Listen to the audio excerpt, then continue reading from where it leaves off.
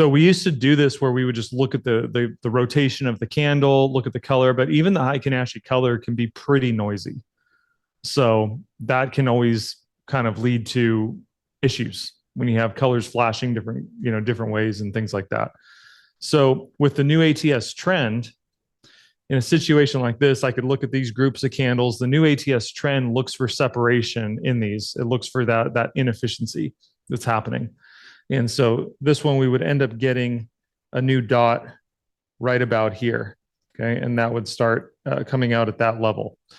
And so this would obviously be our first confirmation of a short right here, or being in a confirmed short market, because we're showing that inefficiency, which is basically between this candle and that candle back there. So that's why the dot would start appearing there, because it's monitoring groups of candles. So this would be the first instance right here where we would be confirmed short. Now, what we would want to see on our lower time frame, well, let's draw it out. So let's say this was a 30-minute. We would have had some action come up through here, and about right here we would have had. So let's start as if it was like right here on this candle. Would have been something along the lines of, start with a box that kind of went out like that, ended up trending down like that, and now we have a box here.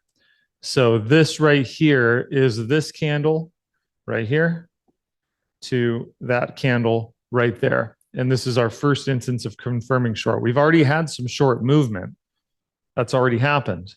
But this is our first instance where we have the new trend line confirmed by the inefficiency to the downside. So what does a grade A opportunity look like? Well, a grade A opportunity is going to be our interacting with our first piece of framework after this candle opens, confirming that inefficiency. So what we'd be looking for is we would be looking for this value price coming out of this new expansion and getting above. So that, and this could be on a minor framework box too, kind of like the situation we just looked at on the 1 minute. That is also grade A, but this is better because I like to see the fact that we are getting the at least the 2-leg expansion. I like to see that because it's showing that there's more interest in this price level, the more expansion legs that we get. So the fact that we are above that now, this is your grade A territory right here. First instance of candle separation and headed on the way down. Actually, you know what? I was a little bit wrong on this. I apologize. This, after this candle closes, it would have to be right here. So this dot would actually appear right here, technically. So that's okay, because of this, after this one confirms, it confirms the separation.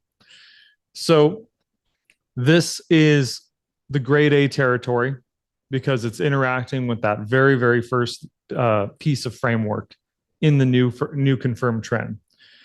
Now, why would we call it grade A? It's because a grade A, in my definition, it has the highest potential upside and it has the lowest potential risk typically. So right now, when you have the new trend line, which is basically setting at that level, right? That's going to be, probably about right here at that price level based on this scenario. So you have that to manage risk. At this point, we're going to look at previous framework. You also have a value point that was established back here. And remember, in trending markets, we like to see that it doesn't trade too much past previous value points. We want it walking, we call it walking down the ladder. That's our grade A setup right here, is anywhere up in this sweet spot that is basically, right about here. And it's because if we get positioned in this area, pretty much if we get right here, trade's probably over. Fine. A number of them will work out just like that. That will happen. So that's all good.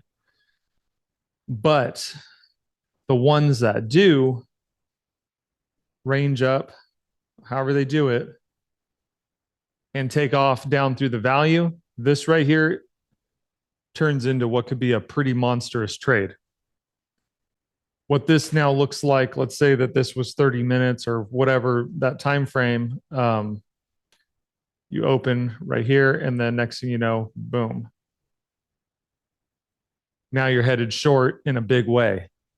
So the first instance of this led to a brand new rotation, brand new, the new trend, everything shows force behind the higher time frames. Now, going back, you guys have heard me talk about this a number of times. What's the only way that we're going to move away from a box sustainably? What's the only way? Well, the only way it's going to happen is if the higher time frames from where that box is established is if they jump into the market and push it. That's the only way it's going to happen. If they're not ready to push the market, then it will continue to make expansion legs around that central point.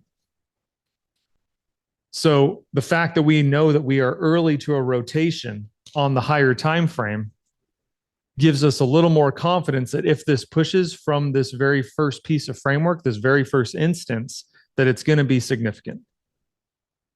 And so that's all part of the grade A criteria, is that we want to be early, we want to have a big reward potential, and we want a generally low risk right here. And you always get that on grade A. Now grade B, this is your big grade A. You knock it out of the park. It's way down from that very first instance. Now, next thing you know, we end up going back into contraction down here. Now what happens? We get the grade B setup. Grade B defined, anything after grade A in cycle. This cycle ends when we, the trend line will follow this down as it does. When we get back up through the trend line, cycle's over. Then we could start looking for another grade A potentially, but we want to take into consideration our even higher time frame to see which ones that we really want to hang it out on if you really want to get down to it. But to keep it simple, it's pretty much new dot. First framework is your grade A criteria. Anything after that in cycle, in that trend cycle, is going to be grade B. The more grade Bs that go by, eventually this thing's going to turn. Eventually. So is this opportunity worth the same position sizing as this one?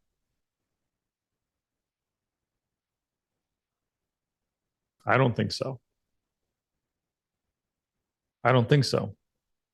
If you don't get this one, every single one of these that you trade, I'm not saying don't trade grade Bs, but every single one you do is getting more and more gone. And if we are expecting, again, going back to the rules of contraction expansion, the only way that we're going to now break away, that's your payday, is breaking away from that.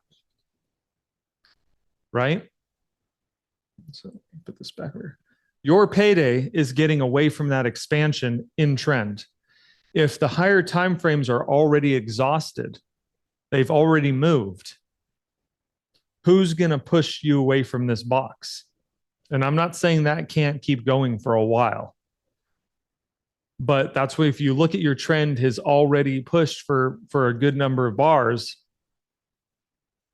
you're getting less and less probability of getting away from this level. And if you don't get that, it typically is going to equal break evens or losses for you.